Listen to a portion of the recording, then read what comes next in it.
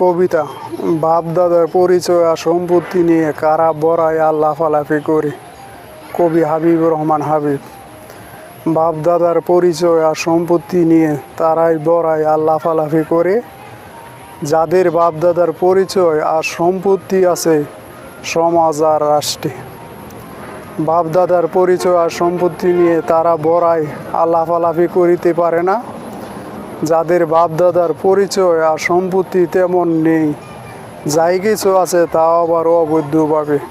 যাদের বাপ দাদার পরিচয় থাকে না, সমাজ আর রাষ্ট্র তাদেরকে জারজ বলে ডাকে, যদিও কথাটা শুনতে অনেক খারাপ লাগে।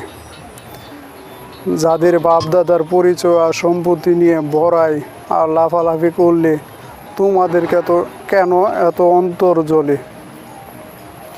হাবিব বলে, যাদের অন্তর জ্বলে তাদেরকে বলতে চাই, তখন তো তোমাদেরও বাপদাদা ছিল, তারা কেন সেই সম্পত্তির মালিক হতে পারে নাই? আর যতটুকু সম্পত্তির মালিক হয়েছে তাও আবার অবৈধ আর বেআইনিভাবে। আসলে তোমাদের তো কোনো লজ্জা শরমই নাই। পায়ের খেলা ফুটবল, হাত দিয়ে গোল দিয়ে হয়ে যায় ফুটবলের জাদুঘর।